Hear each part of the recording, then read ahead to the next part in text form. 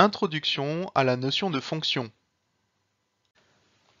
Tous les objets que nous utilisons dans la vie courante ont une fonction.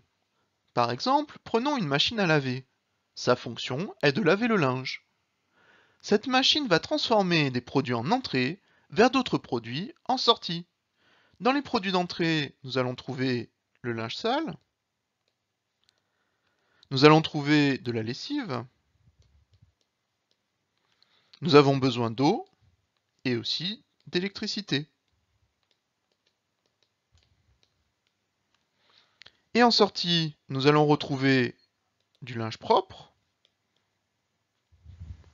ainsi que de l'eau usagée.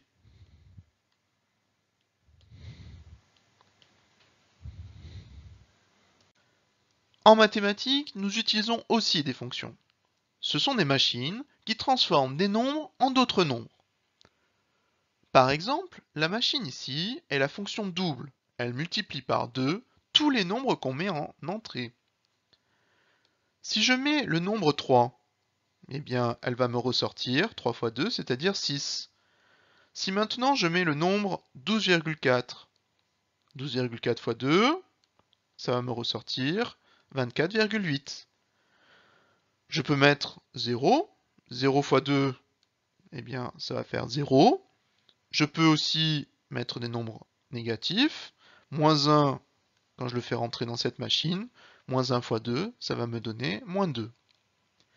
De façon plus générale, si je mets un nombre quelconque que je vais noter x, eh bien, quand je vais le faire rentrer dans cette fonction, dans cette machine, ça va me ressortir x fois 2, que je peux aussi écrire 2x. On peut schématiser cette fonction, cette machine, de la façon suivante. On note le nombre de départ, c'est-à-dire x. On va ressortir le nombre 2x et on va donner un nom à cette fonction. Et on donne très souvent le nom f. Cette fonction est connue, mais ce n'est pas toujours le cas.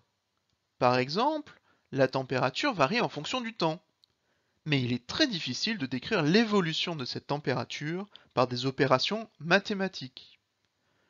De manière générale, on schématise ainsi pour une fonction notée petit f.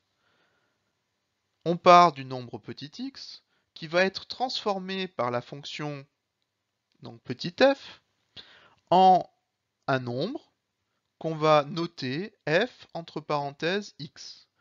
Ce nombre se lit f en fonction de x ou en abrégé f de x. Cette notation signifie que la fonction f a une action sur le nombre x. Ces fonctions peuvent par exemple servir à prévoir la météo qu'il fera, ou à modéliser des phénomènes physiques, biologiques ou financiers.